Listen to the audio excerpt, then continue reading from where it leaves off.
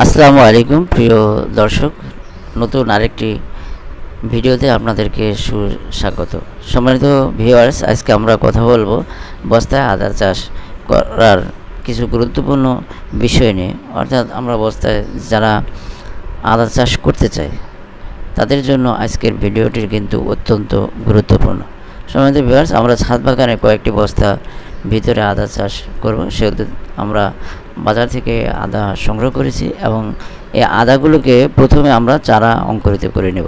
চারা অঙ্কুরিত এই জন্য করব যেহেতু আমরা ছাদ বাগানে এই চাষটা করব, সেহেতু আমাদের বস্তা কিন্তু পরিমাণ অল্প এবং আপনারা জানেন যে ছাদ বাগানে যে কোনো জিনিস একটু বেশি কেয়ার নিয়ে গুরুত্ব নিয়ে কিন্তু সেগুলোকে করতে হয়, যত্ন নিতে হয়।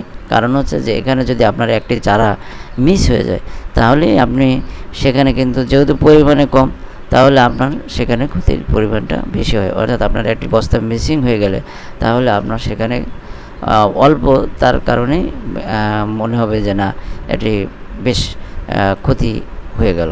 সম্মানিত ভিউয়ার্স, আমরা বস্তা আদা রোপণের পূর্বে আমরা এখানে কিন্তু মাটি সংগ্রহ করেছি এবং মাটিগুলো আপনারা কী ধরনের সংগ্রহ করবেন সেটা কিন্তু আপনারা অবশ্যই বেলে দোআঁশ মাটি আপনারা সংগ্রহ করবেন। ছাদ বাগানে বা যে কোনো মাটি নিচে যেই সমস্ত সবজি বা মশলা জাতীয় বা যে কোনো জিনিস আপনি রোপণ করেন বা উৎপাদন করেন, সেক্ষেত্রে কিন্তু আপনার বেলে দোআঁশ মাটিটা কিন্তু সবসময় উপযোগী এবং মাটিটা অবশ্যই ঝরঝরে হওয়া লাগবে। অর্থাৎ ঢিলা অথবা শক্ত মাটি কিন্তু নেওয়া যাবে না।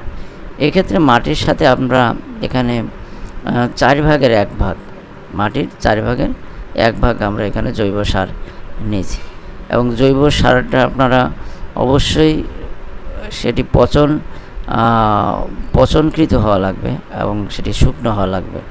যে কাঁচা জৈব সার আপনারা এখানে মিশ্রণ করবেন না, কারণ কাঁচা জৈব সারে অনেক সময় অনেক ব্যাকটেরিয়া সৃষ্টি করে এবং মাটিতে বিভিন্ন ধরনের পোকামাকড়ের সৃষ্টি করে, সেক্ষেত্রে কিন্তু মাটি দূষণ হওয়ার সম্ভাবনা বেশি থাকে। সম্মানিত ভিউয়ার্স, আমরা এই মাটিকে ভালোভাবে মিশ্রণ করে নেব। যে আপনি দেখেন যে জৈব সার দেওয়ার কারণে এখানে কিন্তু মাটির একটি কালার চলে আসছে, অর্থাৎ কালচে ভাব চলে আসছে।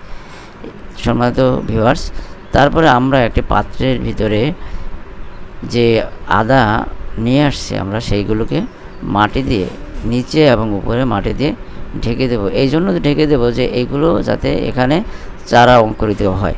চারা অঙ্কুরিত হওয়ার পরে আমরা সেগুলোকে বস্তায় রোপণ করব। সম্মানিত ভিউয়ার্স, আমরা এইভাবে 1 সপ্তাহ বেশি পরিমাণ যদি রেখে দিই এবং সেখান থেকে চারা অঙ্কুরিত হবে। সম্মানিত ভিউয়ার্স, ভিডিওটি ভালো লাগলে অবশ্যই লাইক দেবেন এবং কোনো পরামর্শ থাকলে কমেন্টস করবেন এবং চ্যানেলটি সাবস্ক্রাইব করে না থাকলে অবশ্যই সাবস্ক্রাইব করবেন।